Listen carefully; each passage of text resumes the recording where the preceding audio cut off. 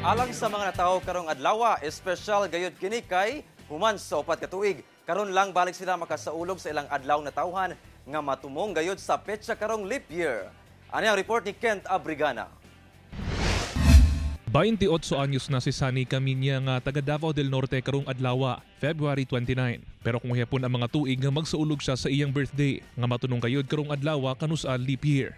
7 anyos pa lang siya. Matud niya, walay ka matuuran ang giingong dunay kakulian ang mga tawong gipanganak sa leap year. Abot sa point na hilak ko kay tungod dili na ko madawat nga manong ingon anin mo ni sila sa kuha nga wala man ako ni sila giunsa kung ngano unsa din naa sa kong birthday day kung panagsa lang. Apan sa iyang birthday karong adlaw, napulihan kini og kalipay. Ako'y kanang lain pa nga gina-pray sa Ginoo nga hatagan pa ko ako nga kinabuhi para makaatiman ko sa kong bana ug sa kong mga anak.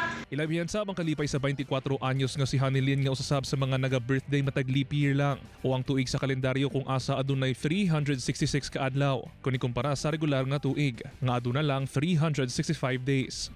Blessing jud kay nako karon na year. Then magpaabot kog 4 years kada birthday. Lain kay kung walay 29 di jud ko naga-celebrate kay dili jud nako feel akong birthday. Samtang himsog usab nga gipanganak dinhi sa usa ka laying in sa Barrio Obrero sa Davao City ang baby girl nga si Axel. Pasado alas 12 sa kadlawon kaganiha. Sumala sa inahan nga si Hazel. Kinamanghuran sa tulo ka mag-igsuon si baby Axel.